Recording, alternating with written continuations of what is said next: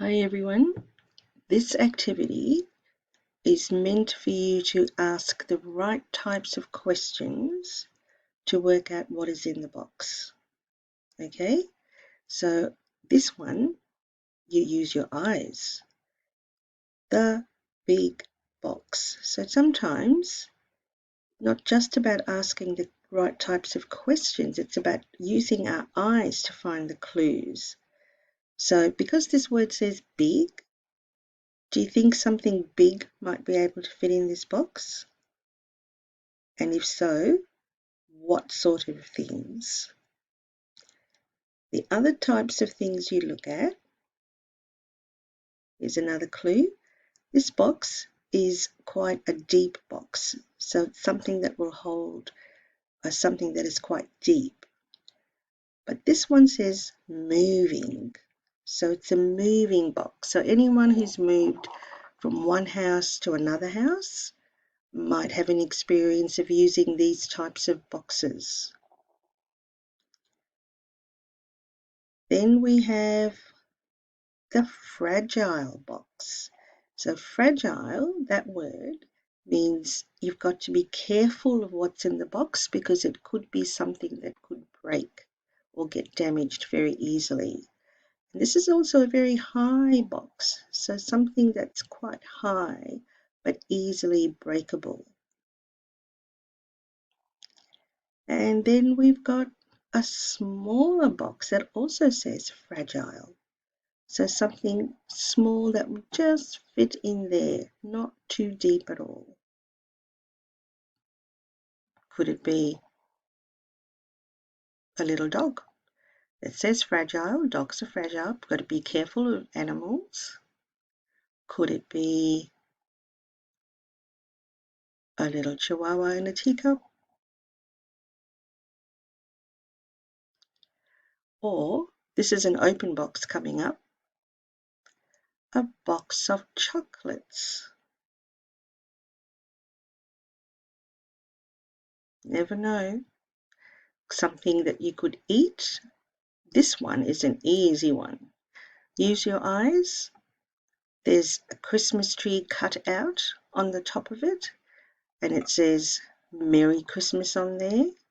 So something that's quite small to do with Christmas. Could it be something that you eat? Could it be something that you wear?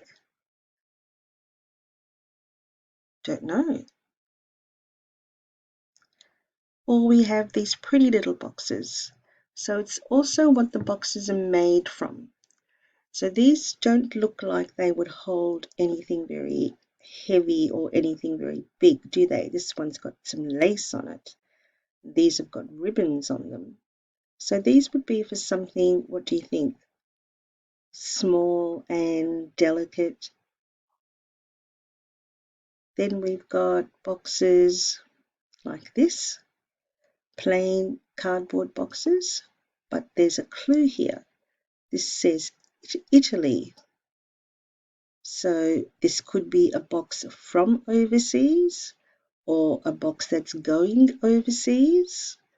And if we're posting boxes across the world, we have to be very careful how we pack them and what we put in them. So that's another clue.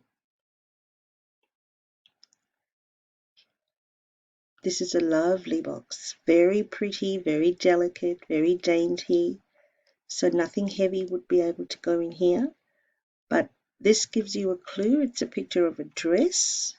So it could be for a baby that's being born or baptized. It could even be for a wedding. Something weddingy might go in there. Then we've got a different shaped box. We've got a round box now. So the shape is also important. This one gives us a clue. It gives us how tall the box is and how wide the box is.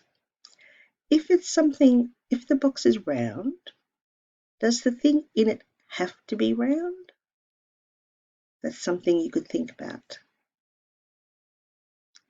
Then we've got heart-shaped boxes and we've got octagonal boxes. So there are your clues: the size, the shape, the material that it's made from. I'm not sure what this one's made from. This looks like a little bit of metal. This is definitely cardboard. This is a strong cardboard, very delicate. So here are all your types of clues. Very plain, but here's the clue. Very pretty, but very delicate. So have a think about the box that I showed you earlier in the week. And I want you to write 3 questions that you can ask me when you come to school next week. So next week, I will show you what is in that box, but you need to come up with at least 3 questions, some interesting questions to ask me, and we will figure it out when you come back to school. That will be your surprise.